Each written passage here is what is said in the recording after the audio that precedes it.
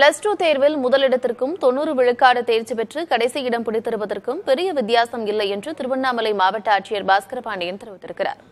தேர்ச்சி விகிதத்தில் திருவண்ணாமலை மாவட்டம் கடைசி இடம் பிடித்திருக்கும் நிலையில் அவர் அளித்துள்ள விளக்கத்தை தற்போது பார்க்கலாம்.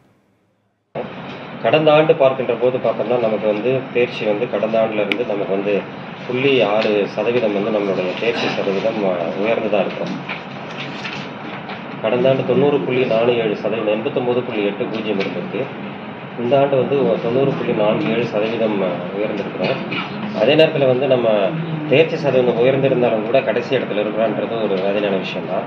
நிச்சயமாக கடந்த வருகின்ற ஆண்டுகளில் அவங்களுடைய மாணவர்களுடைய தேர்வை அணுகுகின்றது தான் எப்படி இருக்குது, நம்ம ஆசிரியர்கள் எப்படி கையாளுகின்றோம், தேர்வை மாணவர்கள் எப்படி கையாளுகின்றார்கள், ஆப்சன்டீஸ் இல்லாமல் நம்ம எப்படி பார்த்துருக்குறோம், அவங்க தேவையான கான்ஃபிடன்ஸ் எப்படி கொடுக்குறோம் அப்படின்றதெல்லாம் நம்ம கொஞ்சம் நிச்சயமாக அந்த வருஷம் நாங்கள் யூஸ் பண்ணுறோம்.